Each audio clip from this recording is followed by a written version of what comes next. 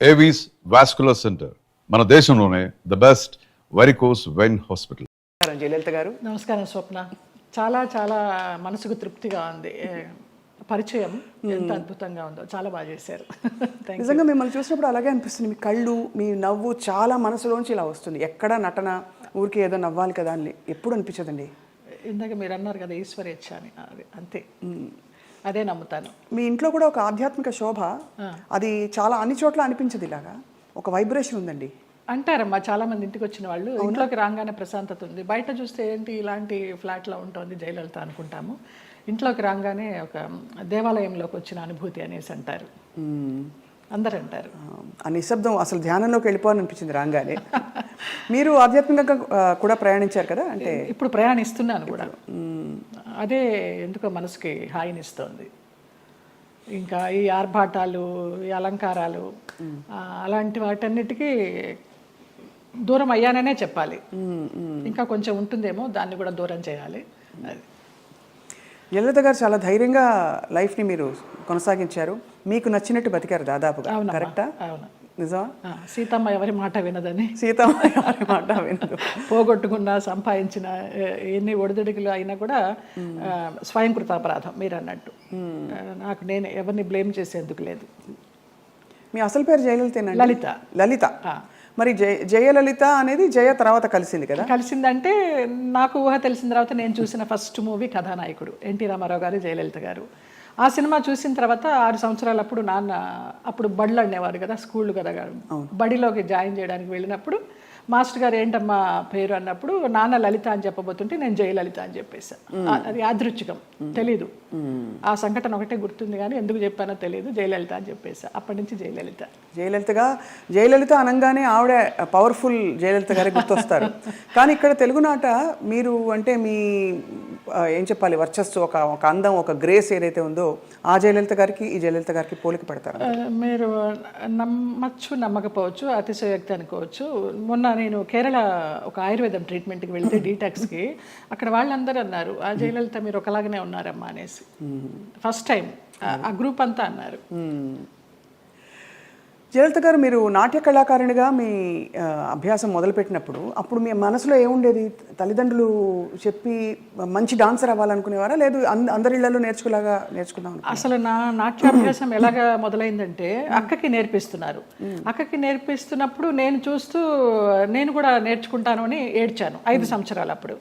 అప్పుడు అమ్మ అన్నారు, ఇంకా నీకు అవగాహన లేదు, కొంచెం వయసు రావాలి, వచ్చిన తర్వాత నువ్వు నేర్చుకుందావు అంటే మా మాస్టర్ గారు ఆ అమ్మాయిలో ఉన్న జిజ్ఞాస చాలా నచ్చిందమ్మా నాకు. అంత వయసు అప్పుడు ఎవరికి కళల పట్ల ఆసక్తి ఉండదు, ఈ అమ్మాయికి ఏదో పూర్వజన్మ వాసన ఉంది, నేను నేర్పిస్తాను, మీకెందుకు, మీరు కంగారు పడకండి అని. నేను ఏడిస్తే నేర్చుకుంటానని అట్లా నేర్పించారు. ఇంకా అది నాకు నరనరాల్లో అలాగా ఉండిపోయింది. ఒక పెద్ద నాట్య కళాకారిని అవుదామని, ఒక పద్మా సుబ్రహ్మణ్యం గారిలాగా లైఫ్లో పెళ్ళి అనేది ఏమి చేసుకోకుండా అలా ఉందామని అనుకున్నాను. బట్ నాన్నకి జర్నలిస్ట్ అవడం వల్ల, సినిమా వాళ్ళతో సంబంధాలు ఉండడం వల్ల, మీ అమ్మాయి బాగుంది, కలర్ అది, హైటు అది బాగుంది అంటే ఆ అమ్మాయిని హీరోయిన్ చేయాలి అనేసి, ఎన్ని పెళ్లి సంబంధాలు వచ్చినా కూడా వద్దు, మా అమ్మాయి అయితే పెళ్లి మంచి హీరోయిన్ అవ్వాలి, లేకపోతే డాన్సర్ అవ్వాలని ఆయన అలాగా కలలుగా అన్నారు. ఆయన కోరిక ప్రకారం ఆర్టిస్ట్ అవ్వాల్సి వచ్చింది. నా కోరిక అయితే మంచి డాన్సర్ అవ్వాలని. కానీ ఏ రోజు సంసారంలో సుఖపడాలి, ఇలాగా అంటే సెటిల్ అయిపోవాలి అనే ఆలోచన అనిపించలేదు? ఏదో ఒక స్పెషల్ అని, ఏదో మొత్తానికి ఏదో ఒక గోల్ పెట్టుకున్నాను, వాళ్ళలాగా అవ్వాలి, వీళ్ళలాగా అవ్వాలని.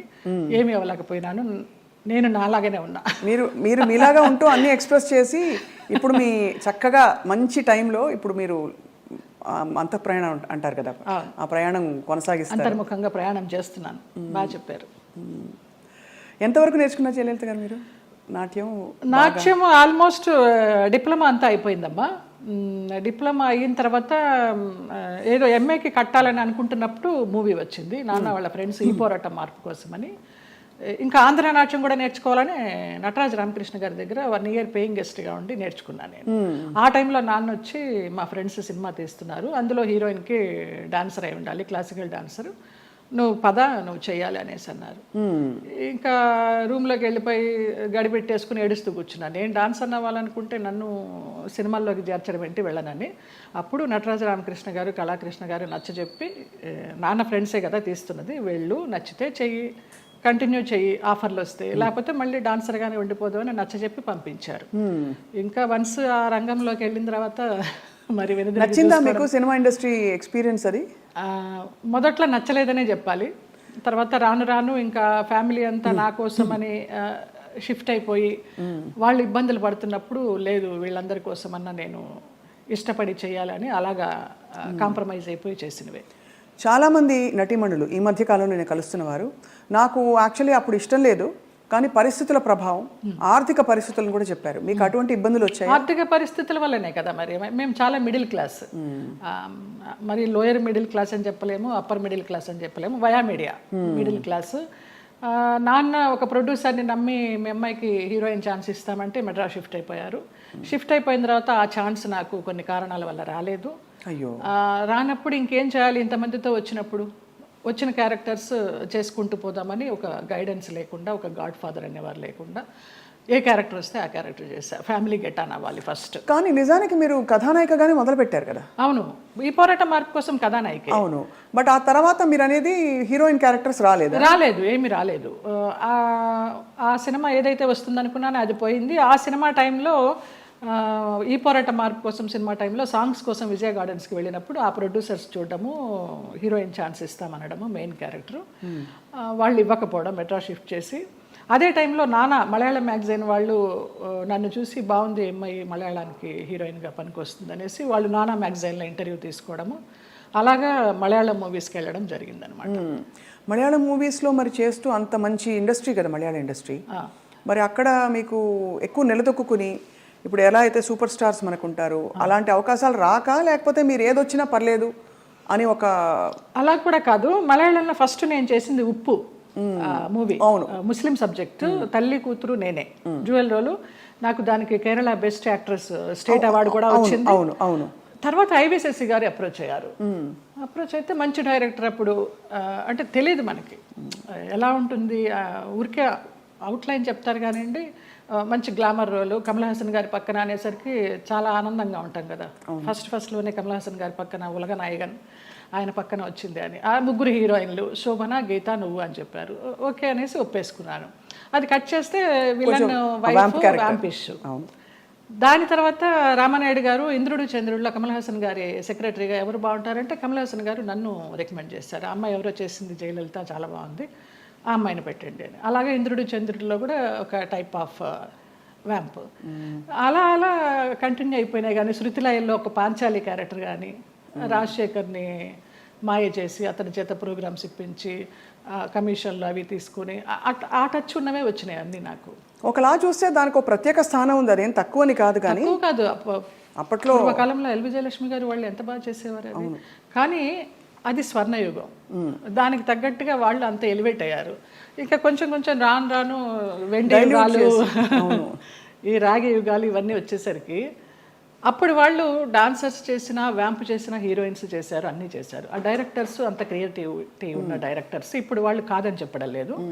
వాళ్ళు ధైర్యం చేసి అన్ని రకాల క్యారెక్టర్లు ఇచ్చేవారు ఒక ఆర్టిస్ట్కి. గిరిజ గారు మామూలుగా కమెడియన్ చేసి నాగేశ్వరరావు గారి పక్కన హీరోయిన్ చేయలేదా? అలా మా తరానికి వచ్చేసరికి వ్యాంప్ అంటే వ్యాంపే, చెల్లెలంటే చెల్లెలే, అలాగైపోయింది. సరే ఏదో ఒకటి, మనకి కళారంగం మనల్ని ఆదరించింది, అభిమానంగా పిలుస్తున్నారు, మన కుటుంబాన్ని పోషిస్తోంది అనే ఒక సద్బుద్ధితోనూ ఒక మంచితనంతోనే అలా నెట్టుకొచ్చేసారు. గెట్ ఆన్ అవుట్ వచ్చి, అంటే దాదాపు జీవితం నిర్ణయించిన విషయాలని మీరు స్వీకరిస్తూ ఒక నదిలా ప్రవహిస్తూ వచ్చేసారు. అంతే.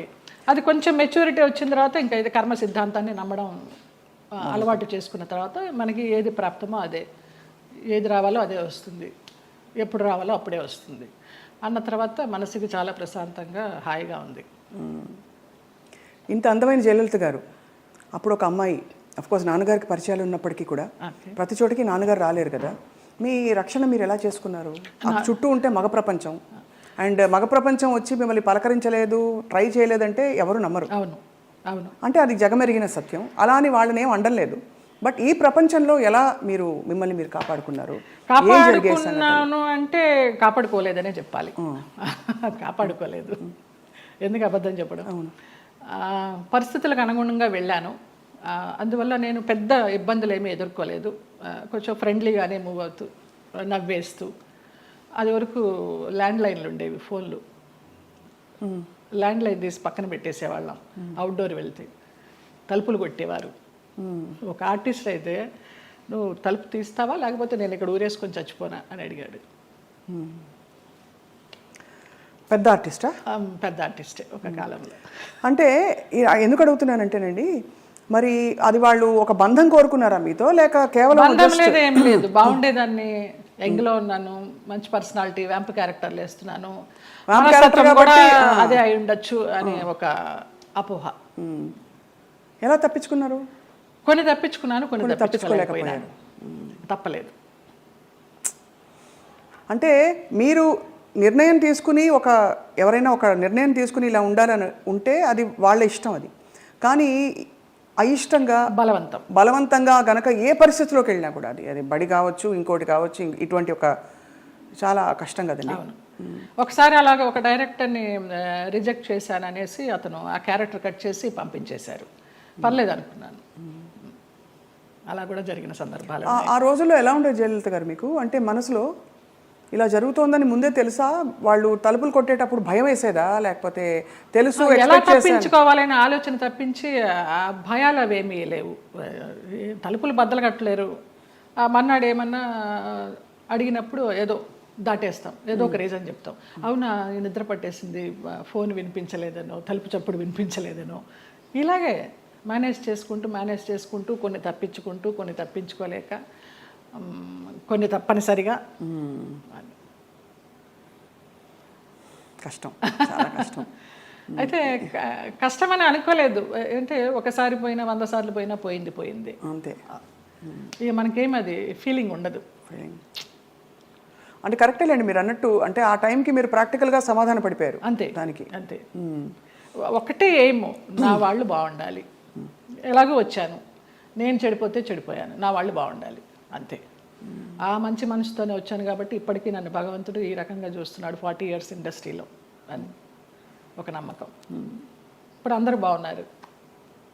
చాలా సున్నితమైన ఒక ప్రశ్న అండి ఇది, అడగచ్చు అడగకూడదు, కానీ ఈ సోకాల్డ్ ప్రముఖులు వాళ్ళు వీళ్ళు మిమ్మల్ని ఇలాగా ఇబ్బంది పెట్టి, సరే వాటెవర్ ట్రై చేసి అది బలవంతంగా మీరు తలొగ్గినప్పుడు గౌరవం ఉంటుందా, లేకపోతే కేవలం జస్ట్ వాళ్ళ వాళ్ళ వాళ్ళ ఇంకా పైశాచికత్వం? కానీ పైశాచికత్వం ఏమీ ఉండదు, గౌరవం ఉండదమ్మా. Just matter of fact, need అంతే. రెండు ఉండవు, అది మరీ పీక్ ఉండదు. కానీ అంటే ఎందుకు అడుగుతున్నానంటేనండి, ఆ టైంలో వాళ్ళ ప్రవర్తన కూడా ఒక గాయం చేస్తుంది కదా మనసులో. అట్లా నేను అబద్ధం చెప్పకూడదు, ఎవరు అలాగ ప్రవర్తించలేదు.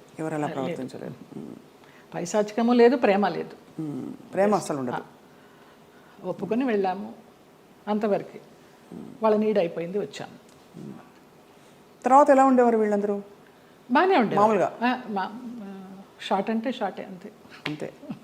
సో అది అలాగా ఒక ప్రొఫెషనల్ సిస్టంలో దాదాపు ప్రతి హీరోయిన్కి, ప్రతి అందమైన నటికి ఇది సర్వసాధారణమైపోయిన పరిస్థితులు వచ్చాయి అనే ఒక బాధతో తప్ప మరీ మిమ్మల్ని ప్రోబ్ చేసి ఇబ్బంది పెట్టాలని కాదు జయలలిత గారు. అయ్యో లేదమ్మా. ఎందుకు అది నామ్ అయిపోవాలి, ఎందుకు ఒక బెంచ్ మార్క్ అయిపోవాలి అని అంటే, మనం ఈరోజు అనేక కమిటీలు పెట్టడాలు, ఇండస్ట్రీ ఇతర వర్క్ ప్లేసెస్లో వేధింపుల కమిటీ ఉండాలని చెప్పి, అంటే వేధింపులని వ్యతిరేకించే కమిటీలు. బై గాడ్స్ గ్రేస్ మాకు అట్లాంటి వేధింపులు ఏం లేవు, కానీ తప్పలేదు. అంటే అది కరెక్టే. అంటే వేధింపులు లేకపోయినా ఒక పాయింట్లో మీరు ఎస్ చెప్పకపోతే మీకు అవకాశాలు తగ్గిస్తాం అన్నది ఒక వేధింపే కదా. అవును. అంటే మీకు టాలెంట్ ఉండి కూడా చెప్పాను కదా, ఒక డైరెక్టర్ పంపించేశారు సుగం క్యారెక్టర్ అయిన తర్వాత అనేసి. ఆ పేరు నేను అడగను, ఎందుకంటే మిమ్మల్ని ఇబ్బంది పెట్టను. వారు గనక ఇంకా ఉండుంటే గనక ఇంకా ఇబ్బంది పెట్టను. లేరు, పోయినారా? Okay. Malayalam director. Okay. Telugu ఇండస్ట్రీలో బాగానే పోనీ మన ఇంటి పిల్ల అని ఏమన్నా అక్కును చేర్చుకున్నారా మిమ్మల్ని? ఇక్కడ కూడా ఇదేనా? అక్కున చేర్చుకోలేదు, చీకొట్టలేదు. రైట్. అదే సమయంలో మీరు గాఢమైన ప్రేమలో పడ్డారు కదా? అవునమ్మా, మలయాళం డైరెక్టర్. అది కూడా ఎలా పడాల్సి వచ్చిందంటే, నేను డేట్స్ ఇచ్చినప్పుడు నాన్న నాకు తెలియకుండా వేరే క్రాస్ బెల్ట్ మణి అని మన హీరోయిన్ మీనా వాళ్ళ మేనమామ, ఆయన కూడా ఒక కాలంలో ఒక ఈ సి గ్రేడ్ టైప్ ఆఫ్ మూవీస్కి మంచి పెట్టింది పేరు ఆయన.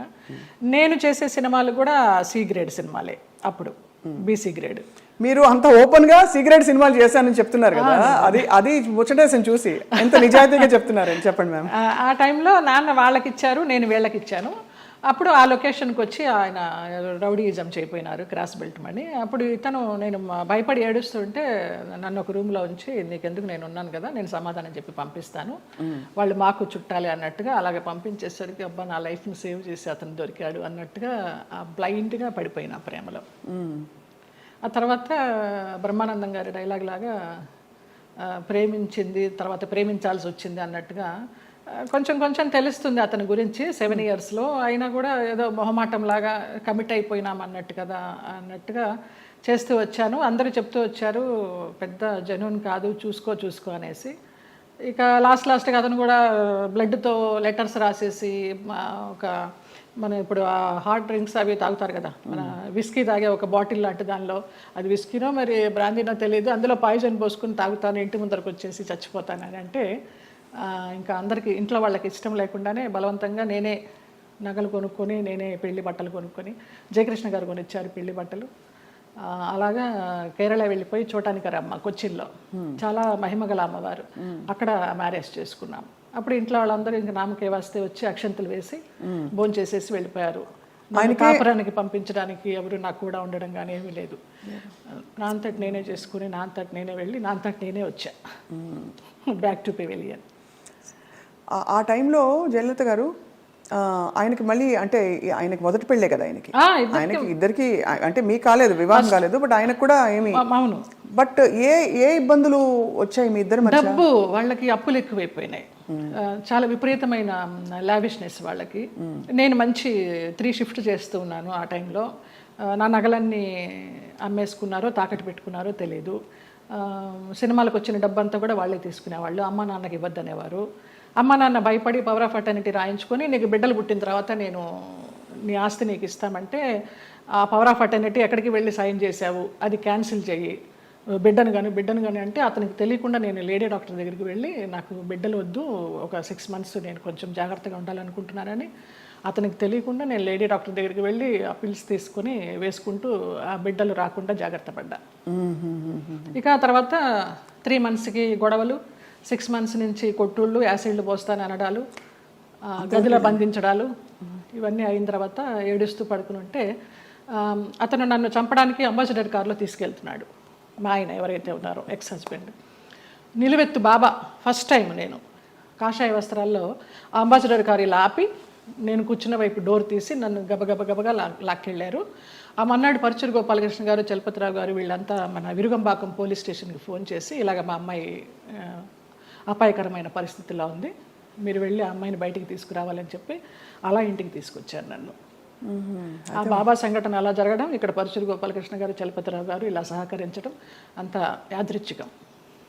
అంటే ఎవరో ఒకళ్ళు భగవంతుడు పంపిస్తాడు అంతే, ఆయన రాడుగా నేరుగా. అంటే మనసు పెట్టి మీరు ఇష్టపడి అన్నీ వదులుకుని ఎవరు లేకుండా మీరు వెళ్ళి చేసుకున్న పెద్ద స్టేట్మెంట్స్ ఇచ్చేసి కళ్యాణం వచ్చిన కదనేసి అందరూ అనేవారు దొంగోళ్ళు బట్టి ముఖంలా ఉన్నాడు, ఎలా నచ్చాడు నీకు, ఎలా నమ్మావే అనేసి.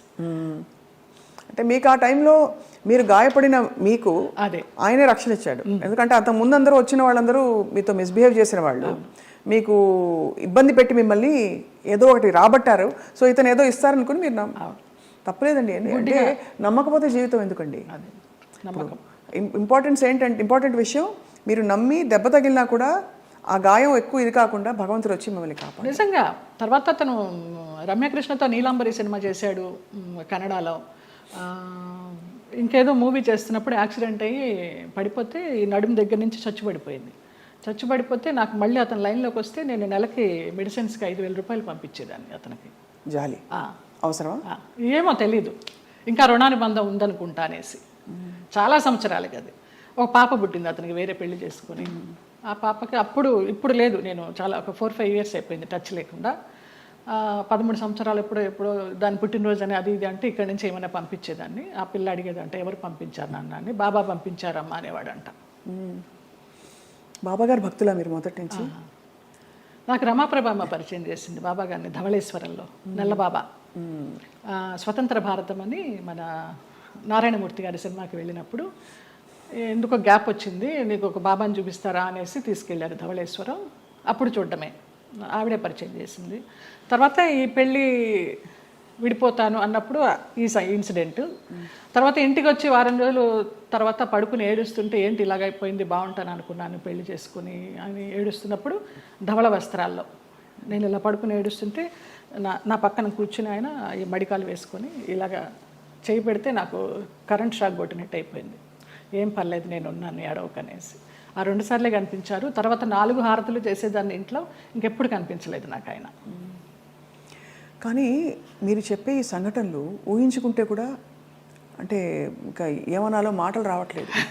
బాబా గారు వచ్చి పక్కన కూర్చుని ఆ అనుభూతి మీకు కలగడం, నేను చాలా ఫీల్ అయినా మా స్పర్శ ఒక ఏంటో అంటారు కదా 1000 ఓట్ల కరెంట్ షాక్ కొట్టినట్టు అనేసి, అలా ఒక ఆరాలాగా వచ్చేసింది 2 సార్లు. బాబా గారి కోసం ఒక పాట పాడరా, ఒక 2 లైన్లు. ఇక్కడే ఉన్నారు బాబా గారు అనిపించే అంత అద్భుతంగా చెప్పారు మీరు. నువ్వు లేక నాథలం బ్రతుకంతాయోమయం, నువ్వు లేక నాథలం బ్రతుకంతాయోమయం, బాబా ఓ బాబా, ఇక నీ పరీక్షకు మేము పలేము, ఇటులి నిరీక్షణ మేము పలేము, నువ్వు లేక నాథలం బ్రతుకంతాయోమయం, బాబా ఓ బాబా. ఎంత ముద్దుగా బుజ్జి తల్లిగా పాడారు. నాకు అది బ్రహ్మానందం గారు ఇచ్చారు ఆ బాబా. ఓ ఈ బాబా గారు బాబా డివోటివ్ కదా అనేసి వాళ్ళ మేనేజర్ చేత ఇచ్చి పంపించారు. ఆయన అసలు ఒక అద్భుతం, ఆయనే ఒక అద్భుతం బ్రహ్మానందం గారు. తిరిగి వచ్చిన తర్వాత మరి పుట్టింటి వాళ్ళు ఏమన్నారు? ముందే చెప్పాం కదా, సంతోషపడ్డారు, వచ్చేసారని. మా అమ్మాయి మాకు వచ్చేసింది, మా సంపాదన మాకుంది అనేసి. కానీ ఒకటండి, మీరు ఏ మాట కామాట ఓపెన్గా మాట్లాడుకుంటున్నాం కాబట్టి, పుట్టింటి వాళ్ళు కావచ్చు అత్తింటి వాళ్ళు కావచ్చు మిమ్మల్ని ఒక ATM మెషిన్లో చూసారని అనిపిస్తుంది. అంతే. దానికోసం మీరు నలిగిపోయి, మీరు లోపల ఇదైపోయి వెళ్ళి, అప్పుడు నలగడాలు కూడా మనకి తెలియదు, అంత జ్ఞానం కూడా లేదు కాబట్టి మీకు సంతోషం. అంటే ఇగ్నోరెన్స్ ఇస్ బ్లిస్ అంటారు ఇంగ్లీష్లో. అదే ఏమో, నేను తెలుగు మీడియం, ఇంగ్లీష్ కూడా పెద్దగా బిఏ తెలుగు మీడియం. అంటే సింపుల్గా చెప్పాలంటే ఎవరి పిచ్చి వారికి రక్షణ, ఆనందం కాకపోయినా మీకు తెలియనితనమే మీకు మళ్ళీ కాపాడింది. ఆ తర్వాత మళ్ళీ ఇప్పుడు సినిమాలు వరుసగా పరచూరు గోపాలకృష్ణ గారు, ఎంత చలపతిరావు గారు మీకు చేసిన, వాళ్ళే నిలబెట్టారమ్మా. తర్వాత రామానాయుడు గారు వాళ్ళంతా వాళ్ళే నిలబెట్టారు. కాకపోతే అప్పుడు ఉన్నంత ఇది డిమాండ్ లేకుండా ఉండే. ఒకసారి పెళ్లి చేసేసుకుని వెళ్ళిపోయి మళ్ళీ వచ్చి నా క్యారెక్టర్లన్నీ అప్పుడు సనా చేసేది ఆ గ్యాప్లో. ఆ తర్వాత అలా వస్తూ వచ్చినాయి, కానీ ముందరంత ఆ 90sలో ఉన్నంత డిమాండ్ లేదు. అంటే ఇది మరీ ఎక్కువ మొన్ననే, అంటే ఒక 20-25 ఏళ్ళ అంటే 92 సెప్టెంబర్ 3 మ్యారేజ్ చేసుకున్నాను. 93 సెప్టెంబర్ 3 1 year మ్యారేజ్ డే రాకుండానే విడిపోయాం మ్యూచువల్ అండర్స్టాండ్ మీద. తర్వాత ఏమి ఇబ్బంది పెట్టలేదా మిమ్మల్ని? ఏం లేదమ్మా అసలు. ఇంకేముంది, అన్ని తీసేసుకున్నారు కదా, ఇంకేముంది ఇబ్బంది పెట్టడానికి. డబ్బులు తీసేసుకున్నారండి? తీసుకున్నారు, చాలా చాలా ఖర్చు. అప్పుల వాళ్ళు వచ్చేవాళ్ళు, ఈయనేమో చనిపోతానని వెళ్ళేవాడు, అమ్మ భర్త సుమంగళితనం పోతుంది ఎలాగనేసి చెక్ మీద సంతకం చేసి ఇచ్చేస్తూ ఉండేదాన్ని. ఎంత కోల్పోయారు జయలలిత గారు? పోయింటాయమ్మా, ఒక 50 sovereigns గోల్డ్ లాగా పోయి ఉంటుంది, ఒక 25 lakhs క్యాష్ పోయి ఉంటుంది. సో దాదాపు ఆ రోజుల్లో చాలా ఎక్కువ కదా అది. 90sలో 2-3 కోట్లు అనుకోండి ఈ రోజులు ఈజీగా. ఆ లెక్క కూడా తెలియదు మనకి. అంటే కానీ అదే బాధ చాలా. మీరు మీకోసం ఇష్టంగా ఎప్పుడైనా ఏదైనా కొనుక్కున్నారా? ఒక ఇల్లు, ఒక కారు, ఒక నగలు? అట్లా మేము నగలు ఇష్టం. నేను కొనుక్కున్నప్పుడల్లా అమ్మ అడిగేది నాకు కూడా ఆ నగ కావాలి అనేసి. నేను ఏదైనా చీర కొనుక్కుంటే నాకు ఆ చీర కావాలని అడిగేది. ఒకప్పుడు నగలు చీరలు ఇష్టము. ఈ కార్లు ఇళ్ళు అంటారా నాకు తెలియదు. ప్రాపర్టీలు చేర్చుకోవడము, కొంచెం డబ్బు ఉంటే దాచుకోవడము, ఏదైనా కొనడము, అది పెరుగుతుంది అనుకోవడము, ఆ బిజినెస్ మైండ్ లేదు. అదే ఉంటే గనక మరి ఇంత మీరు అన్ని పోగొట్టుకుంటారా చెప్పండి? అందరూ అనేవారు ఏదైనా స్థలం కొని పడేయమ్మా అని, వినేదాన్ని కాదు. అదే ఇల్లు, పెళ్ళి, పిల్లలు అన్ని ప్రాప్తంలో ఉండాలంటారు, అవి లేవు. చాలా దారుణం అండి. మీకు മലയാളം അറിയുമോ? അറിയും, നന്നായിട്ട് അറിയും. നന്നായിട്ട് 25 പടം అభినయించుండు మలయాళത്തിൽ. అంతే కదా. అంత పెళ్లి చేసుకున్నవాడు మలయాళి. అవును, తిట్టేదాన్ని మలయాళంలో. అవునా? పట్టి గొడవలు నాకు అదొకటి తెలుసు, పట్టి. పట్టి కళూరుండ మోనే గాడిద. మలయాళ వంటలు కూడా వచ్చా జయలలిత గారు మీకు? అసలు నాకు మన తెలుగు వంటే రాదు, స్టవ్ అంటించడమే రాదు. ఓలన్ ఓలన్ ఓలన్ అంటే కాలన్ కాలన్ పచ్చడి గిచ్చడి ఎరిషేరి ഒന്നും അറിഞ്ഞൂടാ. ఆరెంజ్ ഒന്നും അറിഞ്ഞൂടാ. కాఫీ టీ పోలే അറിഞ്ഞൂടാ. ఇప్పుడు అసలు మీకు వంట రాదా? అసలు స్టవ్ అంటించడం రాదు తల్లి. ఎంత ముద్దుగా చెప్పారండి. ఎలా మరి మరి ఎవరు చేసి పెడతారు? మా మేనమామ కొడుకు వాడు, నలభీమ పాకం వాడే అన్ని. మార్నింగ్ అక్కడ సోఫాలో కూర్చున్నానంటే నైట్ డిన్నర్ వరకు అన్ని అక్కడికే వస్తాయి. అవ్వా, క్వీన్ అనమాట అంతే. పోతే పోనీ లేదు, దునియా గోలీ మారు దునియాకు అంతే. ఒక సన్యాసి జీవితం, ఒక మహారాణి జీవితం అన్నీ. అయితే అప్పుడు మళ్ళీ మీరు పుంజుకుని తిరిగి వచ్చాక ఎవరు చెప్పేవారు మీకు మంచి చెడు ఇంత గాయం అయి తిరిగి వచ్చారు, రెమ్యూనరేషన్ ఎంత అడగాలి, రోల్ ఒప్పుకోవాలా వద్దా, రోల్ కట్ చేసేస్తే అడగాలా వద్దా, మీకు ఇవ్వవలసిన సౌకర్యాలు సెట్లో మీకు ఏదో ఇలాంటివి ఇస్తున్నారు, ఫ్లైట్ ఇస్తానని ఇవ్వలేదు, ట్రైన్ ఇచ్చారు, ఈ అడ్జస్ట్ అవ్వాలా లేదా, ఈ మంచి చెడులు ఎలా తెలిసేది మీకు? తెలీదమ్మా. ఇప్పుడు నేను చెప్తున్నాను కదా, ఒక మోస్తరు సినిమా అయితే వాళ్ళు ఏదో చెప్పేవారు, ఇన్ని రోజుల క్యారెక్టర్ అమ్మా అని. నేను ఒక రెమ్యునరేషన్ అడిగేదాన్ని, అది కాదమ్మా కొంచెం తగ్గించండి అనేవారు. సరే, కానీ రెమ్యునరేషన్ ₹1 తక్కువైనా పర్వాలేదు, కానీ మర్యాద తక్కువైతే మాత్రం నేను భరించలేను. టైంకి అన్నం పెట్టాలి. నేను బ్రాహ్మణ అమ్మాయిని, ప్యూర్ వెజిటేరియన్. మీరు పెరుగన్నం పెట్టినా చాలు, టైంకి పెట్టాలి. ఎప్పుడో 2 గంటలకి 3 గంటలకి బ్రేక్ ఇస్తానంటే నా వల్ల కాదు. ఒక 2 కొబ్బరి బొండాలు ఇవ్వాలి, ఒక 4 వాటర్ బాటిల్స్ ఇవ్వాలి, మంచి హోటల్ రూము, అవుట్డోర్ అయితే. ఇక్కడైతే నేనే ఇంట్లోనే ఉండి వెళ్తాను. ఇంతే తప్పించి పెద్ద హైలీ డిమాండ్స్ ఏమీ ఉండేవి కాదు నాకు. అమ్మ ఫ్లైట్ దొరకలేదు, ట్రైన్ అన్నారనుకోండి, చలో పదండి. కానీ చాలా మంది మేనేజర్లు టికెట్ కన్ఫర్మేషన్ లేకుండా ఎక్కించేసేవాళ్ళు మమ్మల్ని. అయిపోయిందమ్మా అయిపోయింది అనేసి. తర్వాత మేము ఎన్ని ఇబ్బంది పడిన సందర్భాలు ఉన్నాయో టీసీ దగ్గర. పాపం వాళ్ళు మాకు అప్పుడు ఫేస్ వాల్యూ ఉంది కాబట్టి ఏదో సీట్ ఇచ్చో, లేకపోతే ఇంకొక ఊర్లో బర్త్ ఖాళీ అవుతుందమ్మా అని అలా ఇచ్చో, అలాంటి ఇబ్బందులు పడ్డాం. అష్ట కష్టాలు పడ్డారు అయితే. ఇవన్నీ అంటే పార్ట్ ఆఫ్ ద గేమ్. కానీ ఆ టైంలో మరి మీ మేకప్, మీ చర్మ సౌందర్యం ఇవన్నీ తెలిసి ఉండేదా? ఇలా చేసుకోవాలి, ఫేస్ ప్యాక్ అస్సలు తెలియదు నాకు. అసలు ఇంతవరకు సెల్ఫ్ మేకప్ తెలియదు. నేను ఇవాళ కూడా చేసుకోలేదు. మీరు చూడండి, ఎప్పుడు చేసుకోను. నేను మేకప్ మ్యాన్ ముందర కూర్చుంటాను, మీకు ఏది వస్తే అది చేయండి అంటే. మీకు అసలు మేకప్ ఎందుకండి అవసరం లేదు. ఏదో ప్రత్యేక క్యారెక్టర్కి ఏదో పెద్ద పెద్ద బొట్లు పెట్టి కాటుకలు పెట్టి చేయాలంటే తప్ప. వాళ్ళందరూ నవ్వుతారు, అదేంటమ్మా 40 సంవత్సరాల నుంచి ఉన్నారు, మొన్న మధ్య టీవీ సీరియల్స్ చేసినప్పుడు కూడా మీరు సెల్ఫ్ చేసుకోరా అని. నేను సెల్ఫ్ మేకప్ చేసుకోను, నా దగ్గర మెటీరియల్ ఉండదు. ఓన్లీ ఆ టచ్అప్ క్లాత్, స్పాంజ్, ఒక గిన్నె తీసుకెళ్తా అంతే. మిగతా మీరే చేసుకోండి, ఎలా చేసుకుంటారు. మరి ఆ టైంలోనే కదా మీకు వచ్చిన బోరు కొట్టని, బోరింగ్ పాప, ఇవన్నీ ఎప్పుడు వచ్చాయి, ఏ టైంలో వచ్చాయి? లారీ డ్రైవర్ బాలయ్య బాబుతో చేసినప్పుడు జస్ట్ ఒక సీన్, ఒక సాంగ్, ఒక ఇమాజినేషన్ సాంగ్, డ్రీమ్ సాంగ్, దాంతో బోరింగ్ పాప అని వచ్చేసింది. జనాల్లోకి బాగా వెళ్ళిపోయింది ఆ క్యారెక్టర్. అవును, చిన్న క్యారెక్టర్ అయినా కూడా. అలాగే ఏప్రిల్ 1 విడుదల భాగ్యం క్యారెక్టర్ కూడా అలాగే వెళ్ళింది. అద్భుతమైన వంశీ గారి సినిమాలు అసలు ఓ రేంజ్. అవును. ఏ డైరెక్టర్తో మీరు వర్క్ చేసినప్పుడు మీకు హాయిగా అనిపించేది, అంటే ఇది కదా నాకు ఇష్టమైన వాతావరణం అని? చాలా మోస్ట్లీ ఈవీవి సత్యనారాయణ గారు అలాగే ఉండేదమ్మా, జంజాల గారు అలాగే ఉండేవారు, వంశీ గారు అలాగే ఉండేవారు, మోహన్ గాంధీ గారు అలాగే ఉండేవారు, కోదండరామరెడ్డి గారు అలాగే ఉండేవారు. చాలా ప్లెజెంట్గా. మన శరత్ గారు వంశోద్ధారకుడు, వంశానికి ఒకడు, అవన్నీ చేసి సాయంత్రం 6 అయిందంటే నేను, వైవిజయ, అన్నపూర్ణమ, శ్రీలక్ష్మి, మేమంతా ఒక బ్యాచ్ ఉండేవాళ్ళం సినిమాల్లో. ఒక టైంలో అందరం ఉండేవాళ్ళం, అన్ని క్యారెక్టర్స్ ఉండేవి.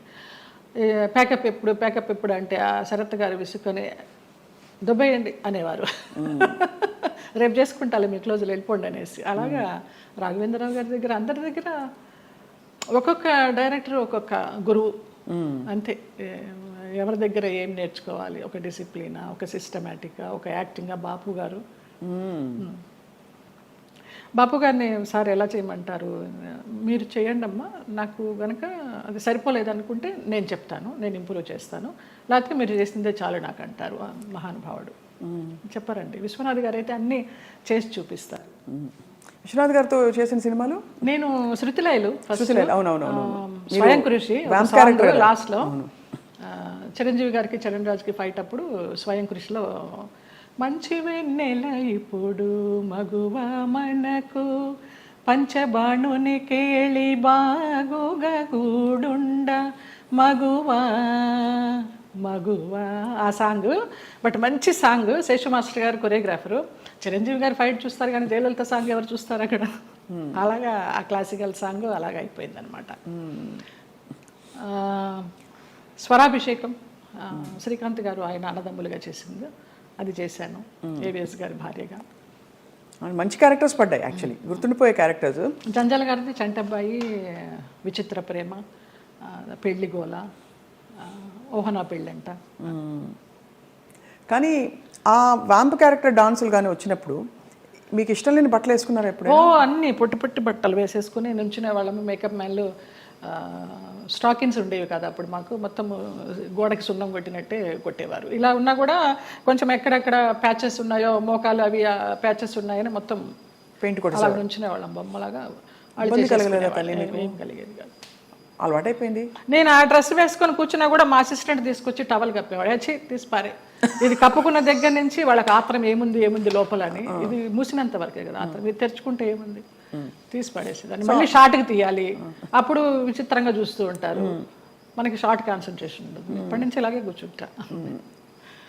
మానవ నైజం అండ్ అందులో మీలాంటి ఒక స్త్రీ, అంటే ఇంత కష్టం చూసిన స్త్రీ ఎంత దెబ్బతిన్నా కూడా నేర్చుకోకుండా మళ్ళీ ప్రేమలో పడడం సహజం. సో మళ్ళీ అలా పడ్డారా? అంటే పడలేదా?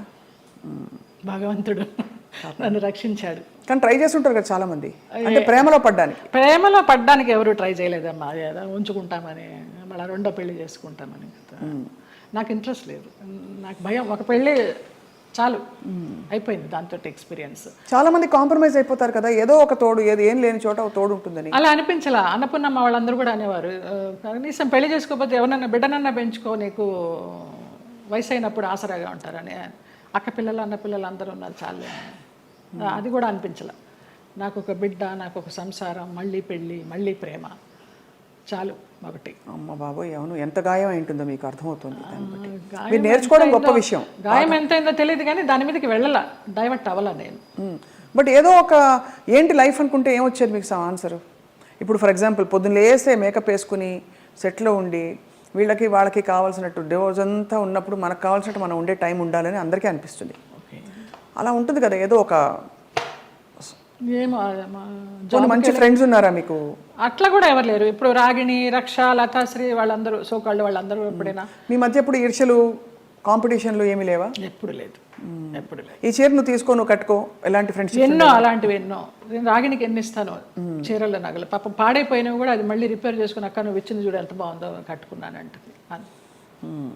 అలాంటిదే తప్పించి నువ్వు కట్టుకుని ఇప్పేసిన చీర నాకు ఇస్తావేంటి, అలాంటివి ఏం లేదు. ముందర అడుగుతుంది, అక్కలకి ఆ వదిలినకి చీరలు తీస్తున్నాను అంటే అక్క నన్ను గుర్తుపెట్టుకో, నాకు కూడా ఇవ్వంటది. అలా చాలా మందికి ఇచ్చిన సందర్భాలు ఉన్నాయి. సో 90వ దశకం ఆరంభంలో మీకు మ్యారేజ్ ఫెయిల్ అయిన తర్వాత దాదాపు మీరు ఒంటరి ప్రయాణమే. ఒంటరి ప్రయాణం. అమ్మ నాన్న వాళ్ళు? అమ్మ నాన్న 99లో అమ్మ పోయింది, 2005లో నాన్న పోయారు. తర్వాత 2003లో నేను హైదరాబాద్ షిఫ్ట్ అయ్యాను. ఇంకా అక్కడ ఉన్న ఒక ఇల్లు అమ్మేసి అక్కల అన్నలు అందరూ వేరే వేరే కాపురాలు పెట్టేసుకున్నారు. ఆ డబ్బుతో ఇక్కడికి వచ్చి నేను మధురానగర్లో చలపతిరావు గారు చెప్పి ఆయన ఉండే ఫ్లాట్స్లోనే పైన పెంట్ హౌస్ కొనుక్కున్నాను. ఓరిని బ్రహ్మ బంగారం గాను, ఏవిఎస్ గారి సినిమా షూటింగ్ అప్పుడు. నీకు ఆఫర్స్ ఉంటాయో లేవో తర్వాత విషయము, ఆత్మీయులందరూ ఇక్కడ ఉన్నాం కదా వచ్చేసే అన్నారు. అలాగే వచ్చేసాను. మూవీ ఆఫర్స్ కోసం రాలేదు నేను, వచ్చాను చిన్న చిత్తగా చేస్తూ వచ్చాను. 2007లో చిట్టిబాబు గారు, మన రాజబాబు గారి తమ్ముడు, వాళ్ళు ల్యాండ్ ఓనర్స్, ఈ ల్యాండ్ ఓనర్స్ ఇక్కడ కడుతున్నారు, బాగుంది చూడు అనేసి అంటే వచ్చాను, నచ్చింది, వాస్తు అది బాగుంది, కొనేసుకున్నాను. ఇంకా 2007 నుంచి ఇక్కడే. చాలా అద్భుతంగా మెయింటైన్ చేస్తున్నారు మీరు. అంటే ఎక్కడ కూడా ఇది పాత అపార్ట్మెంట్ కొత్త అపార్ట్మెంట్ లాగే అనిపిస్తుంది, మోడల్ అండ్ అలాగే ఇంటీరియర్స్ చేయించడం. ఇంటీరియర్స్ అంతా మీ టేస్టేనా? అబ్బాయి నాకు అసలు టేస్ట్ అనేదే లేదు. అయ్యో, అంత గుడ్డెద్దు చేలో పడ్డట్టేనమ్మా. ఏదో చేసుకుంటాము, అందరూ వచ్చి బాగుంది అంటారు. దానికోసం టైం వెచ్చించి ఇది చేస్తే ఎలా ఉంటుంది, ఇది చేస్తే ఎలా ఉంటుంది, ఆ థాట్ లేదు, ఆ ఓపిక లేదు. సో అలా మరి జీవితం అలా నడుస్తూ మీరు వచ్చారు. మధ్యలో మీరు శరత్ బాబు గారు ఒక, అది మనసు బంధం అని చెప్పచ్చా? మనసు బంధమే. నేను బాగా అనుకున్నాను, ఆయన కొంచెం అనుకుని వదిలేశారు. ఇప్పుడు ఆయన ఉన్నా కూడా చెప్పేదాన్నేమో, లేరు కాబట్టి ఇంకా ఫ్రాంక్గా చెప్తాను. ఆయనతోనే యాత్రలన్నీ చేశాను, మహానుభావుడు, దేవుడు నాకు ఒక గైడ్ని పంపించాడు అనుకున్నాను. లేకపోతే నేను అన్ని యాత్రలు మంచి చేసేదాన్ని వ్యక్తి కాదు. అండి, చాలా చాలా మంచి వ్యక్తి, అందులో ఏమీ సందేహం లేదు. ఒకరి రూపాయి తినరు, ఒకరికి పెట్టరు. ఆయన ఫ్యామిలీ వరకు ఆయన చూసుకుంటారు కానివ్వండి, అది లేదు, ఆ గుణం లేదు. ఆ టైంలో మిమ్మల్ని వివాహం చేసుకునే టైంలో కొంతమంది ఇండస్ట్రీ ప్రముఖులే ఆపారు ఆయన్ని, లేకపోతే మీ అవును తెలుసు, పెళ్ళయి సెటిల్ అయ్యేవారు కూడా అన్నారు అంట, నిజం? చాలా ఆలోచనలు చేశాము. ఒక బిడ్డను కూడా కందామని ఆలోచన చేశాము, దానికి అన్ని ప్లానింగ్స్ వేసుకున్నాము. తర్వాత ఆయన ఆలోచిస్తూ ఉంటారు, సంవత్సరాల తరబడి ఆలోచిస్తూ ఉంటారు. ఒక విషయం చెప్తే ఒక 100 రకాలుగా ఆలోచించి, లలిత ఇలా వద్దేమో అలా వద్దేమో, మనం ఎవరన్నా కానీ వాళ్ళు మన ఇద్దరం పోయామనుకో అమ్మాయిని ఆస్తి కోసం ఏమన్నా చేస్తారేమో, ఇలాగంతా కూడా చెప్పేవారు. నేను చాలా ఫ్రాంక్గా ఫస్ట్ టైం చెప్తున్నాను, నేను వాళ్ళ ఫ్యామిలీ మెంబర్స్ నేనేమి లెక్క చేసేది లేదు. వాళ్ళ ఫ్యామిలీ మెంబర్స్లో ఒక తమ్ముడు నాతో చాలా క్లోజ్గా ఉంటాడు, ఒక తమ్ముడు ఫ్యామిలీ. ఇప్పుడు కూడా వారి అబ్బాయి మీతో టచ్లో ఉన్నారు ఉన్నాడు అని అంటారు. అంటే పిల్లలాగానే ఎక్కడ మిమ్మల్ని ఒక శత్రువుగా చూడలేదు కుటుంబానికి? లేదు లేదు. కుటుంబానికంటే వారి కుటుంబానికి, వారి కుటుంబంలో ఎవరికి నేను పెద్ద తెలీదు, మా మధ్య ఏం జరిగిందని కూడా ఎవరికి తెలియదు. ఈ తమ్ముడు గారి ఫ్యామిలీకి తప్పించి వాళ్ళకు కూడా అంతంతే పైపైనే, నాకు ఆయనకి పరిచయం ఉందనే తప్పించి కొంచెం డీప్గా వెళ్ళామనేది తెలియదు. మీరు రమాప్రభ గారితో చాలా క్లోజ్ కదా ఒక టైంలో. రమాప్రభ గారు శరత్బాబు గారిని చాలా విమర్శించేవారు, చాలా ఇంటర్వ్యూలో బహిరంగంగా తిట్టారు. ఎందుకు మీ దృష్టిలో ఎందుకు ఇంత మంచి వ్యక్తి అని మీరు చెప్తున్నారు? మీ మనసుతో చూస్తే అవును కదా, కరెక్ట్ అనిపిస్తుంది. ఎందుకంటే మీరు ఎవరిని అసలు మిమ్మల్ని హాని చేసిన వాళ్ళనే మీరు జడ్జి చేయని వ్యక్తి. అలాంటిది అసలు అంటే మనం ఒకవైపునే విని చెప్పలేము కదా, మరి జడ్జ్ చేయలేము కదా. మరి అప్పుడు వాళ్ళిద్దరు కలిసి ఉన్న పరిస్థితుల్లో ఏం జరిగిందో అది నేను కూడా చెప్పలేను. కానీ నా వరకు ఆయన చాలా మంచి వ్యక్తి, చాలా మంచి వ్యక్తి. ఏ విషయంలో మీకు నమ్మకం కలిగింది? ఫర్ ఎగ్జాంపుల్, అంటే మీరు చూసిన అనుభవాల్ని బట్టి మనని ఇతను హింసించడు, మన డబ్బులు తీసుకోడు, లేదు వేరే విధంగా వేధించడు, కంట్రోల్ చేయడు, ఇలా రకరకాల కేటగిరీల్లో మనం తిన్న దెబ్బల్ని బట్టి ఆ విషయంలో మనకు నమ్మకం కలుగుతుంది. ఏ విషయంలో మీకు ఒక భరోసా కలిగింది ఆయన మీద? నాకు తెలియదు, నా అంతటి నేనే మామూలుగా బావా బావా అని పిలిచేదాన్ని, వెళ్ళేదాన్ని. రమాప్రభ గారి కోసం అక్కకి ఏమన్నా చేయండి బావా అనేదాన్ని. అక్కకి చాలా చేశానమ్మా, ఇంకా నేను చేయాల్సింది ఏమీ లేదు అనేవారు. అలాగా నేను ఈ గుళ్ళు వెళ్తాను, ఆ గుళ్ళు వెళ్తాను, ఈ పురాణాలు చదువుతానంటే ఆయన దగ్గర కూర్చుంటే గంటలు గంటలు అలాగా టైం పాస్ అయిపోయేది. అప్పుడు నేను ఒక ఆడదాన్ని అనే అభ్యంతరం లేకపోతే మీ వెంట తీసుకెళ్ళడానికి, మీరు యాత్రలకు వెళ్ళినప్పుడు నాకు చెప్పండి బావా, నేను వస్తాను అనేదాన్ని. అలాగా మా యాత్ర సాగిందనమాట. అట్లా ఇంకా ఆయన లలిత లలిత అని పిలవడము, క్లోజ్ అయినామని చెప్పాలి. దాదాపు మీకు అంటే గృహస్థాశ్రమం లేకపోయినా వానప్రస్థాశ్రమం లాంటిది తొందరగా ఫాస్ట్ ఫార్వర్డ్ మోడ్లో కర్మలు అయిపోతాయి చూడండి. ఇప్పుడు మనం అనుభవించడానికి వచ్చిన కర్మలు అయిపోవాలంటారు కదా, అలా మీకు ఏదో రాసి పెట్టినట్టు మీరు దాన్ని అటాచ్ అయ్యారు, మళ్ళీ డిటాచ్ అయిపోయారు. అవును. ఆయన ఒక విషయంలో బాధపడుతున్నప్పుడు ఈ చిట్టిబాబు గారు వాళ్ళే చెప్పారు, పోనీలే నీకు భగవంతుడు ఆయన్ని గైడ్ కింద పంపించాడు నువ్వు యాత్రలు చేయడానికి. ఆయన పోయినప్పుడు బాధపడితే మంచి వ్యక్తి వెళ్ళిపోయారు అనేసి అన్నారు. ఇంకా అప్పటితో ఆ ఆలోచన కూడా లేదు. ఇంకా వెళ్ళాను, హాస్పిటల్కి వెళ్ళేదాన్ని, చూసేదాన్ని, అసలు మన సృహలోనే లేరు. లాస్ట్ ఇయర్ February 14th నాడు, వ్యాలంటైన్స్ డే నాడు హాస్పిటలైజ్డ్ అయిన మనిషి May 21st నాడు పోయినారు. చూడలేకపోయారు కదా? చూడలేకపోయిన వాళ్ళం. బావా బావా అని పిలిచేదాన్ని, అయ్యప్ప అని పిలిచేదాన్ని ఆయన్ని. ఆయన ఆధ్వర్యంలో ఇరుముడి కట్టుకొని నేను మండలం రోజులు అయ్యప్ప దీక్ష చేసి అయ్యప్పకే వెళ్ళాను. ఆయనతో వెళ్ళాలనుకున్నాను కానీ వెళ్ళలేకపోయినాను, నేను విడిగా వెళ్ళాను. అప్పుడు నేను ఇరుముడి కట్టుకునేటప్పుడు ఆయనే చెప్పారు నాకు మంత్రాలన్నీ. అట్లా అయ్యప్ప అని నా ఫోన్లో కూడా తత్వమసి అని ఫీడ్ అయి ఉంటుంది ఆయన పేరు. అయ్యప్ప తత్వమసి అంటే ఎంత మీరు మనసులో ఆయనకి చాలా చాలా ఆరాధించాను. ఆయనకి సేవ చేసుకుంటూ అలా ఉండిపోవాలనుకున్నాను. బట్ భగవంతుడి పడనిలా లేదు, రుణం లేదు. అది అంతేనా అండి బంధాలు? బంధాలు అంతేనా? మరి అంతే అనుకోవాలి. రుణం ఉన్నంత వరకు మనం కలిసి ఉంటాం, తర్వాత అంతే. కూడబెట్టిన పుట్టిన వాళ్ళు మన బిడ్డలే. అలాంటప్పుడు ఇంకా బయట నుంచి ఎక్కడో వచ్చిన వాళ్ళు ఆ రుణం ఉన్నంత వరకే ఉంటారు. అది రుణాన్ని బంధ రూపేణ పశుపత్ని సుతాలయ. సో మరి ఉన్నంతకాలం కష్టపడి ఉంటే దాన్ని ఎలా చూడాలి?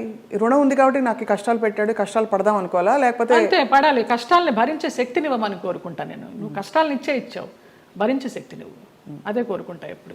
మరి ఎప్పుడు ఇది సరికాదు, సవ్యం కాదని ఇప్పుడు చాలామంది ఆడపిల్లలు, మీకు అయిన ఎక్స్పీరియన్స్, మీ పెళ్లిలో 6 నెలల్లో ఒక హింస, ఒక ఎక్స్‌ప్లాయిటేషన్ ఉంది, బయటకు వచ్చేయాలని ఆలోచించిన పరిస్థితుల్లో ఎప్పుడు బయటికి రావాలనే స్ఫురణ ఎలా కలుగుతుంది?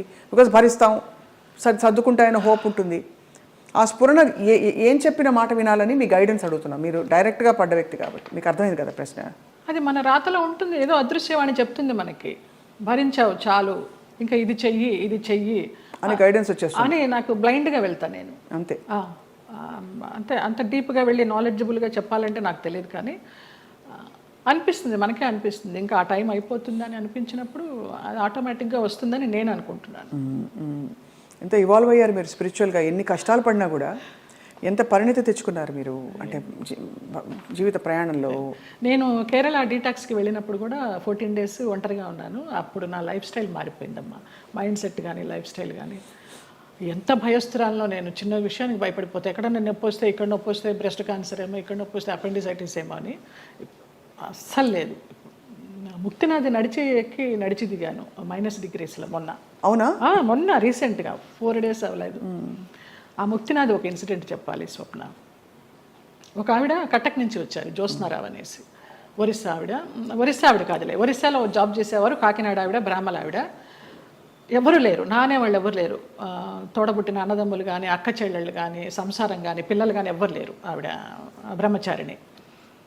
ఆవిడ వచ్చి నాకు ఎవరు లేరు 3 రోజులు ప్రయాణం చేశారు మాతోటి. 11th నాడు బయలుదేరాము ఇక్కడి నుంచి, 12th 13th నాడు ముక్తినాథ్ తీసుకెళ్లారు. అలాగే డోలీలో ఎక్కించి వెళ్ళారు. ఆవిడకి ఏదో హై బ్లడ్ బీపీనో షుగర్ ఏదో ఉంది. అన్నం తినాలనిపించక మాత్రలు వేసేసుకుంటున్నారు.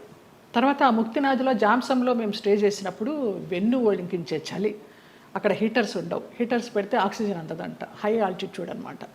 అక్కడ ఆ రోజు నరకం అనుభవించాం అందరం, 80 members గ్రూప్ మేము. Sai Krishna tours and travels అని సాయిరామ్ గారు, ప్రసన్న గారు, వైఫ్ అండ్ హస్బెండ్, ఆది దంపతులు. నిజంగా 2009 నుంచి వాళ్ళు ఈ ట్రావెల్ చేస్తున్నారు. ప్రతి ఒక్క గ్రూప్తో ట్రావెల్ చేస్తారు. ఇంకా నేను లైఫ్ జర్నీ అంతా వాళ్ళతోనే యాత్రలు కంటిన్యూ చేయాలని వాళ్ళతో చెప్పి కూడా వచ్చా కన్ఫర్మేషన్.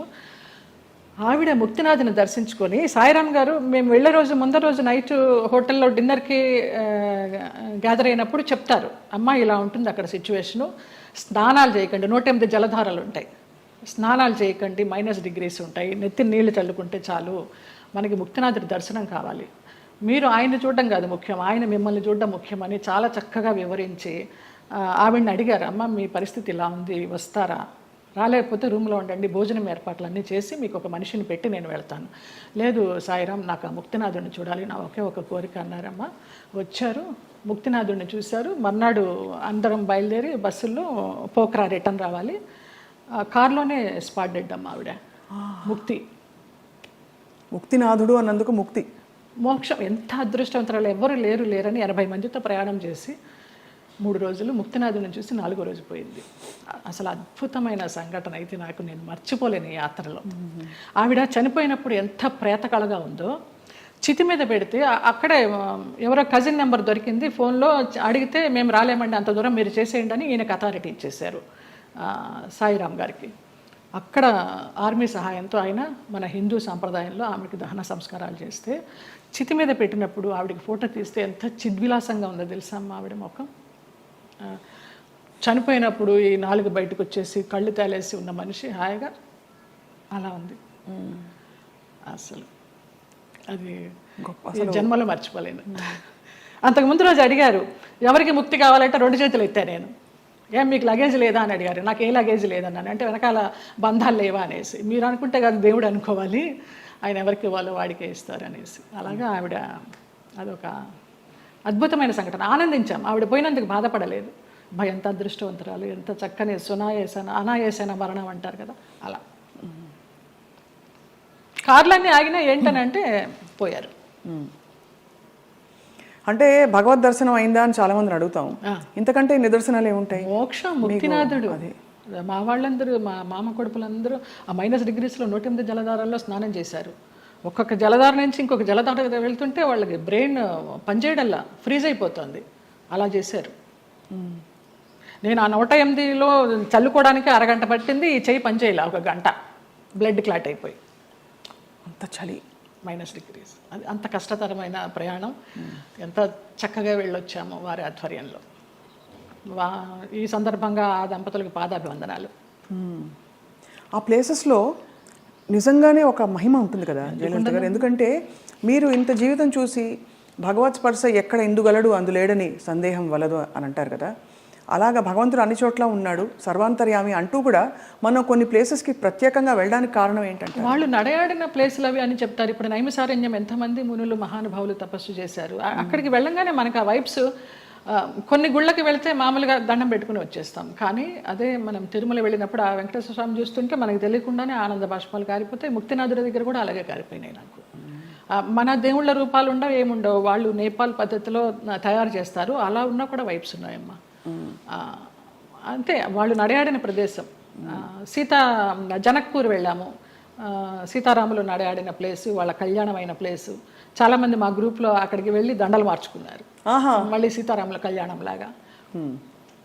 అలాంటి వైబ్స్ ఉన్నాయి, అందుకే వెళ్ళాలి. ఇంట్లో కూర్చున్న భగవంతుడు దర్శనం ఇస్తాడు, అది వేరే విషయం. వాళ్ళు నడయాడిన ఆ పుణ్యభూమిలో నడిస్తే ఆ పాదధూళి మనకి కొంచెం పుణ్యం ఇస్తుందని. రెండోది మీరు అన్నట్టు ఆ ప్లేస్కి వెళ్ళిపోయాక మనం నేను ఫలానా, నేను స్వప్న, నేను జయలలిత, నేను సో అండ్ సో అన్నీ మర్చిపోయి, నేను జ్యోత్స్న మర్చిపోయి కేవలం ఒక అంకిత భావంతో ఒక డిజాల్వ్డ్ స్టేట్లో వెళ్తాం. అంతే, అది కూడా ఒక సర్వస్వ శరణాగతి అయిపోయి నువ్వు తీసుకొచ్చావు, నువ్వే చూసుకో, శరణాగతి అంతే. అందులో కూడా చాలా అద్భుతాలు మన లోపల జరుగుతాయి. అద్భుతాలు అంటే మన అహంకారం కరగడం అన్నీ కదా, మనకి తెలియకుండానే అది ఆ ఉద్వేగం అది అంతా వచ్చేస్తుందమ్మా. నేను సంజయ్తో అదే అన్నాను. సంజయ్ కదా ఇంటర్వ్యూ ఏర్పాటు చేసింది, సంజయ్ కిషోర్. నాకు గుంటూరులో చిన్నప్పటి నుంచి వాడు నన్ను కొట్టేవాడు. వాడు కొడుతుంటే నేను పరిగెత్తేదాన్ని. వాళ్ళ ఇల్లు పెద్ద ఇల్లు గుంటూరులో, ఎంత పెద్ద ఇల్లు. కొడుతుంటే పరిగెత్తేదాన్ని, తర్వాత వాడిని ఎత్తుకునేదాన్ని. వాడు ఈ రోజున ఇంత గొప్పవాడైనాడంటే చాలా సంతోషము. చాలా పద్ధతైన మనిషి. ఎంత పద్ధతైన మనిషి. వాళ్ళ ఇంట్లో వాళ్ళ అమ్మగారు నాకు పెద్దక్కలాగా, నా పాపాయి పాపాయి అంటే ఆవిడ. నా అభివృద్ధికి ఆవిడ సంతోషిస్తుంది. నా సొంత వాళ్ళు కూడా సంతోషిస్తారా సంతోషించరు, కానీ ఆవిడ అంత సంతోషిస్తుంది, అంత బ్లెస్ చేస్తుంది ఆవిడ. నువ్వు బాగుండాలి, నువ్వు బాగుంటే మేము బాగుంటాం అనేసి. లేదు, మీరు ఎప్పుడు మీరు బాగుంటారు, మీ చుట్టూ ఉండేవాళ్ళు అంటే మీకు భగవద్ రక్షణ ఉందని క్లియర్గా ప్రూవ్ అయిందమ్మా. నాకు చాలా ఈ యాత్ర తర్వాత నాకు భగవదానుగ్రహం మెండుగా ఉందని చాలా నమ్మకం వచ్చింది నిజంగా. ఇంకా అసలు ఏమూలో ఉన్న భయం కాస్త పటాపంచలైపోయింది, ఏం లేదు. మీ జీవితంలో కీలక పాత్ర పోషించిన వ్యక్తులు గుమ్మడి గారు ఒకరు. ఇది గతంలో లోగడ మీడియా వాళ్ళు చాలా సందర్భాల్లో అడిగారు, రకరకాలుగా లింకప్లు రాశారు మీకు వారికి. అసలు అంత లింకప్ చేయాల్సిన అవసరం ఎందుకు వచ్చింది? అంటే మీరు కేవలం వెళ్ళి ఇప్పుడు ఒక మనిషి ఇంకో మనిషి సేవ చేయొచ్చు, చూసుకోవచ్చు, స్త్రీ పురుషులు కావడంతో అలా రాశారు. ఏ స్త్రీ పురుషులు అయినా వయసు భేదం లేదమ్మా. నా తండ్రి వయసు ఆయనకి. మేము సినిమాలన్నీ మానేసుకొని పొద్దునైతే ఆయన ఫోన్ చేసి, నా గొంతు పొద్దున్నే కొంచెం మగవాడి వాయిస్ లాగా ఉంటుంది, పొద్దున్న లేవగానే ఫోన్ చేస్తే బాచి అనేవారు. బాచి అనుకోండి, బాచి లిఫ్ట్ చేశాడు.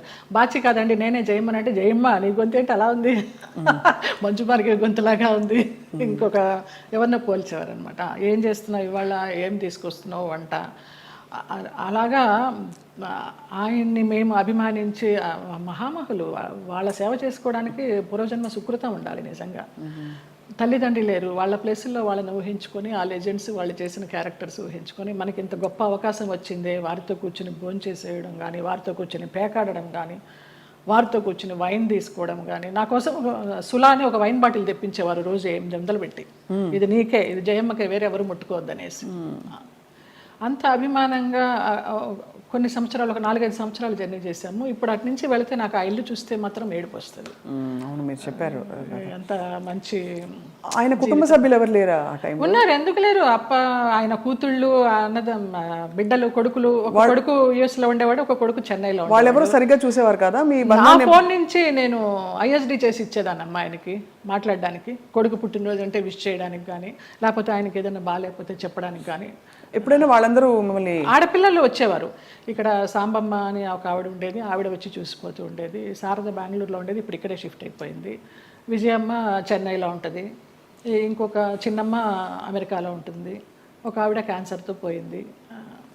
ఫోన్లు చేస్తూ ఉంటారు, కానీ లాస్ట్లో ఆయనకి ఒంట్లో బాగాలేనప్పుడు ఆయన పక్కన అంబులెన్స్లో కూర్చుని హాస్పిటల్లో జాయిన్ చేసింది నేనే. ఇంకా ఆయనకి వెంటిలేషన్ తీస్తారనగా జయ ఇట్రా అనేసి నన్ను ఇట్లా గుండెల మీద పడుకోబెట్టుకున్నారు, పోయినారు. ఫస్ట్ పోయిందని తెలిసింది కూడా నాకే. మీకే? పోయినప్పుడు ఇంకా నేను బయటకు వచ్చేసాను. ఇంకా ఆ తెల్లవారుజాము నుంచి వాళ్ళ పిల్లలు రావడం, అది అక్కినేని నాగేశ్వరరావు గారు అన్నారు, ఆయన పోయిన తర్వాత అక్కడ నుంచుని ఉంటే పిల్లలందరినీ పలకరిస్తూ నా భుజం తట్టి నీకు చాలా లోటు గుమ్మడి గారు పోవడం అన్నారు.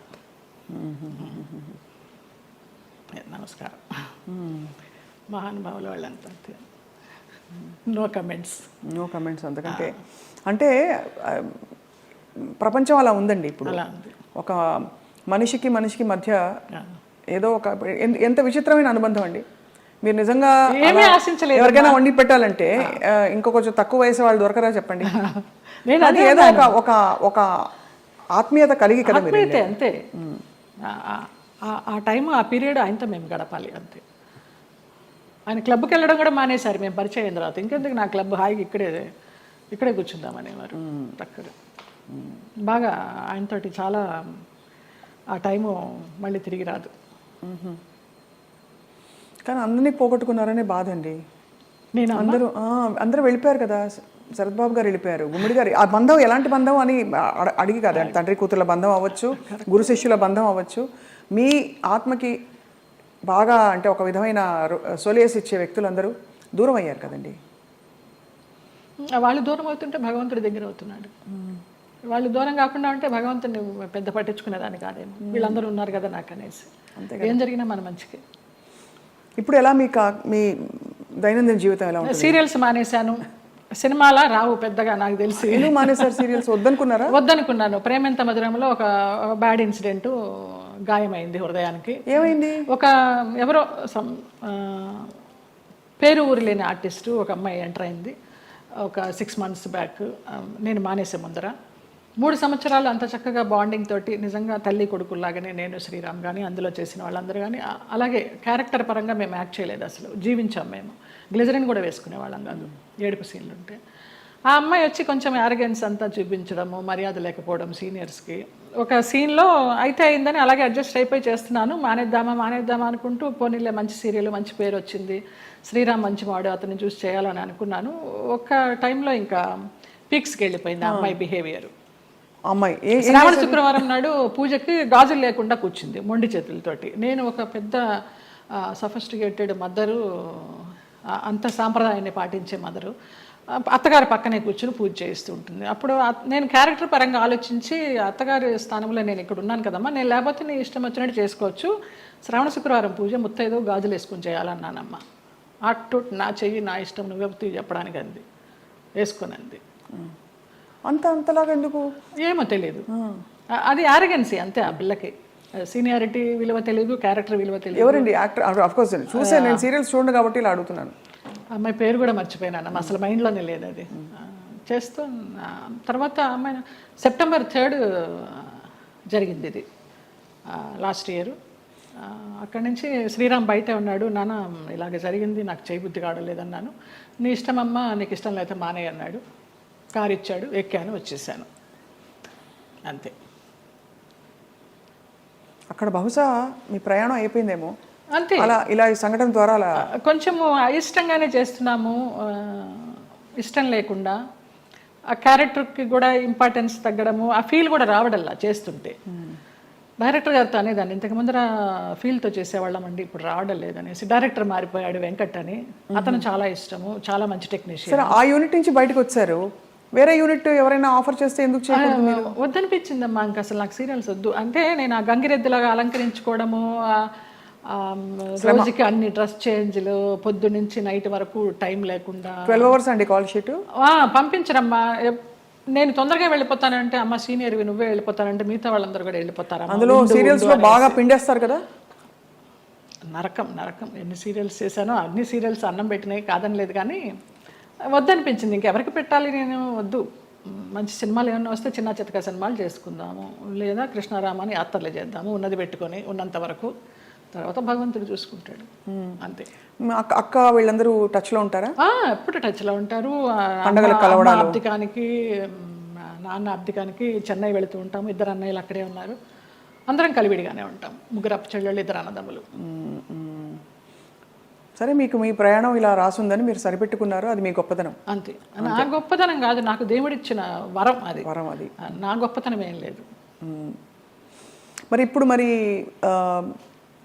మీకు జీవితం గడవడానికి, యాత్రలు చేయడానికి, మనం శేష జీవితం గడపడానికి కంఫర్టబుల్గా ఫైనాన్షియల్గా? శేష జీవితం వరకు ఉందని నేను చెప్పలేను, ఇప్పటికీ ఉంది. ఈ ప్రేమ ఎంత మధురం చేసిన దాని తాలూకా అది కొంచెం ఉంది. అది కూడా వెనక ముందు చూడకుండా ఖర్చు పెట్టుకుంటున్నాను యాత్రలకి దానికి. శేష జీవితానికి ఎలా ఉంటుందో నాకు తెలియదు, ఆయన నిర్ణయిస్తాడు. ఆ నమ్మకం అయితే ఉంది. ఉంది.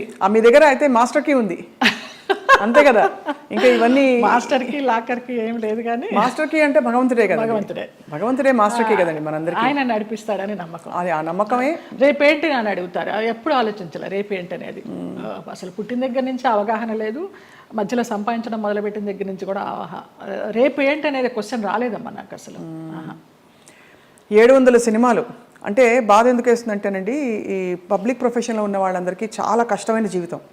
మీకు ఎప్పుడు నిద్ర లేవాలి అనే చాయిస్ ఉండదు. వాళ్ళు చెప్పిన టైంకి మీరు హాజరవ్వాలి, వాళ్ళు మీకు నచ్చినా నచ్చకపోయినా, చలున్నా ఎండున్నా వాళ్ళు వేసుకోమన్న బట్టలు వేసుకోవాలి. అలా 700 జీవితాలు మీ మొత్తం ధారపోసి వెచ్చించి మహా నటులే చరిత్రలో అలా ఉండిపోయి మెల్లిగా ఫేడ్ అవుట్ అయిపోతారు విత్ టైం. ఈ నట జీవితం మీకు నేర్పిన విషయం ఏంటండి? ఫేమ్ ఉంటేనే ఏదైనా జనాల్లో ఏదైనా, లేకపోతే ఉందా లేదా అనేది కూడా వాళ్ళకి తెలియదు. ఎందుకంటే పెద్ద పెద్ద నటులు కూడా చాలా కష్టాలు పడ్డారు. మీకు ఉన్న సంపద మీరు అన్నట్టుగా ఆధ్యాత్మికంగా మీరు మలుచుకుని ఒక గౌరవంతో ఆత్మాభిమానంతో కొనసాగిస్తున్నారు జయలలిత గారు. చాలా మనసుకి ముచ్చటగా ఎంత ఇన్స్పైరింగ్గా ఉందో చెప్పలేని మాటలు. మీకు చిన్న కోరిక ఉంది మాకు. చెప్పండి. మీరు ఒక చిన్న డాన్స్ చేస్తా. నేను మామూలుగా సెమీ క్లాసికల్ ఏమైనా మూవీ సాంగ్ స్వప్నకు కూడా తేలిగ్గా ఉంటుంది. నువ్వు క్లాసికల్ సాంగ్ సింగర్ కాదని లేదు, ఏమైనా పాడతారు అనుకొని మనసే అందాల బృందావనం అనుకున్నాను. మా సంజయ్ తిట్టాడు, ఎంత పెద్ద క్లాసికల్ డాన్సర్ నువ్వు సినిమా సాంగ్ చేస్తావా అనేసి. అందుకని ఏ సాంగ్ చేయాలి? భామనే సత్యభామనే ఏమైనా ఒక 4-5 లైన్లు అనగలరా? ఆ 2 లైన్లే మళ్ళీ మళ్ళీ తిప్పి అనమంటే అంట. కొంచెం నేను కూడా కలుపుతాలే. మీరు కలపండి. నిలబడే మీరు కూచిపూడా భరతనాట్యమా? 2 అమ్మా. కూచిపూడి చింతా రాధాకృష్ణమూర్తి గారు, భరతనాట్యం జోసుల సీతారామ శాస్త్రి గారు విజయవాడ నుంచి వచ్చేవారు. కాకుండా తంజావూరు నుంచి గిరిజా నటరాజ్ అని ఒక వైఫ్ అండ్ హస్బెండ్ వచ్చి చెప్పేవారు భరతనాట్యం. ఆంధ్రనాట్యం నటరాజ్ రామకృష్ణ గారు. మళ్ళీ మధ్యలో వెకేషన్స్కి చెన్నై వెళ్ళి చినసత్యం గారి దగ్గర. ఎప్పుడు అనిపించలేదు ఒక డాన్స్ స్కూల్ స్టార్ట్ చేద్దామని?